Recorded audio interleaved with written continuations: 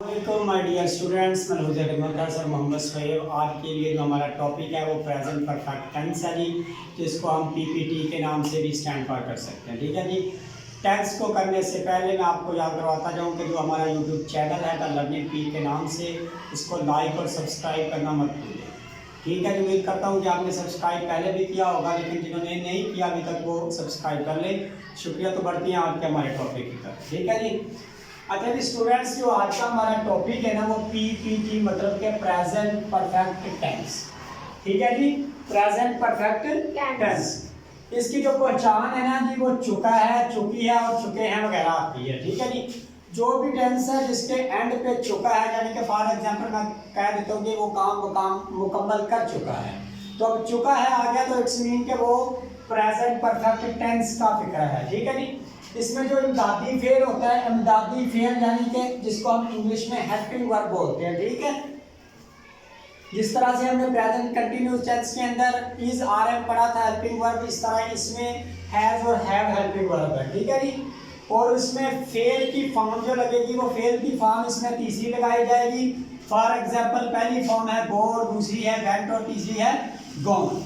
तो present perfect tense में हमने तीसरी फॉर्म लगानी है यानी कि गॉन। ठीक है जी। इसी तरह से जो मनफी फिक्रे होते हैं जिनमें नहीं का जिक्र किया जाता है। ठीक है जी। फॉर एग्जाम्पल हम खाना नहीं खा चुके हैं, अब नहीं की बात आई है तो फिर इसका मतलब ये फिक्रा मनफी है।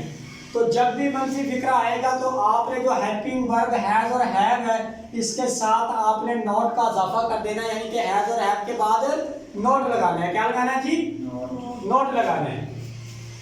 इसी तरह से सवालिया फिक्रा इंटेरोगेटिव है, यानी कि जिसके अंदर क्या लगाया जाता है, यानी कि जब भी कोई फिक्रा बोला जाता है तो इसके शुरू में क्या लगा दें, तो वो इंटेरोगेटिव टेंस है। ठीक है। इंटेरोगेटिव यानी कि सवालिया फिक्रे में इमदादी फेल को सब्जेक्ट से पहले लगा दिया जाता है, यानी कि अगर हैज है तो उसको सब्जेक्ट यानी कि ही आ गया, शी आ गया, दे आ गया, आई आ गया, वी आ गया, उससे उठा के पहले लगा देना है।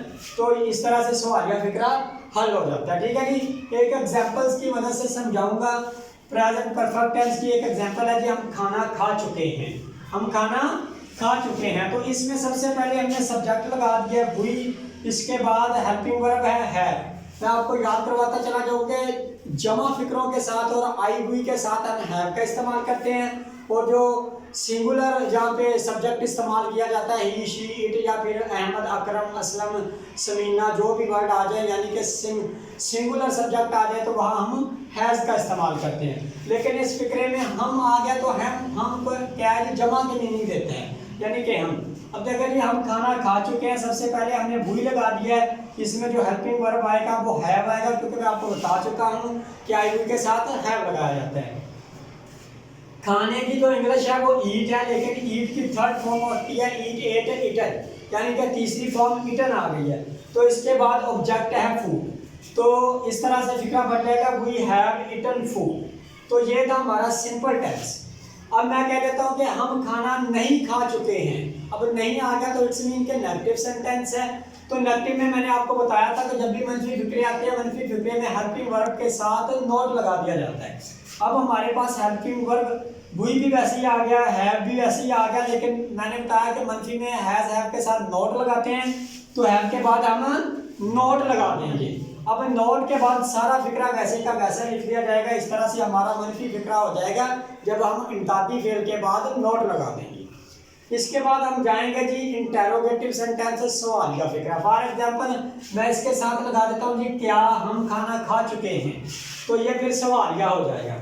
अब सवालिया में मैंने आपको बताया कि सवालिया फिक्रे में इमदादी फेल को सब्जेक्ट से पहले लगा दिया जाता है। अब इसमें इमदादी फेल क्या था? हैव था, तो हमने हैव उठा के इसको इधर ले आए तो पहले हैव लग गया और सब्जेक्ट बाद में आ गया।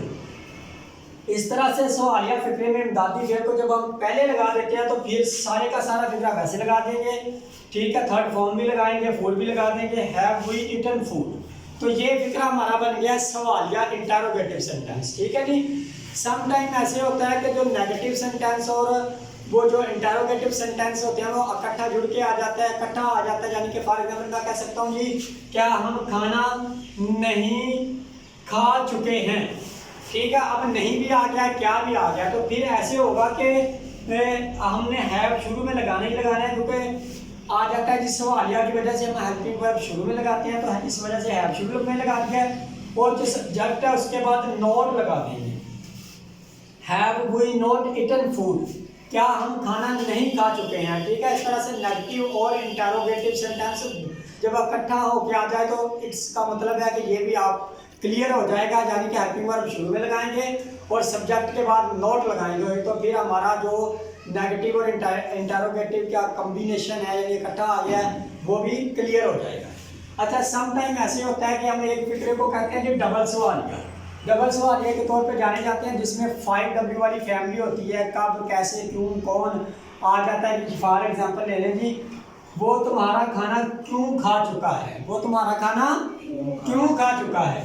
तो इसमें होगा कि ये जो क्यों है ना, 5W फैमिली का कोई भी मेंबर आता है तो आपने उसको शुरू में लगा देना वाई, शुरू में लगा के आपने वाई जब बाहर निकाल देना, तो बाकी सारा तरीकाकार इंटरोगेटिव वाला लगा देंगे कि हेल्पिंग वर्ब शुरू में लगाएंगे, सब्जेक्ट बाद में लगाएंगे, बाकी फिक्रा ईटन योर फूड लगा देंगे, ठीक है। यानी कि वाई पहले आ जाएगा, बाकी सारा इंटरोगेटिव वाला प्रोसीजर लगाना है। तो इस तरह से हमारा 5W वाला जो क्वेश्चन फिक्रे हैं यानी कि डबल सवालिया वाले हैं वो भी क्लियर हो जाएंगे। उम्मीद करता हूँ कि आपको मेरा प्रेजेंट परफेक्ट टेंस कंप्लीटली मुकम्मल तौर पे समझ आ गया होगा। कोई भी आपको स्टूडेंट्स को, मेरे फॉलोअर्स को, मेरे सब्सक्राइबर को कोई इशू आ रहा हो तो उस कमेंट सेक्शन में आकर मुझे कमेंट करें, ताकि मैं आपको आंसर दूँ, आप क्लियर कर सकें आपके अपने क्वेश्चंस को।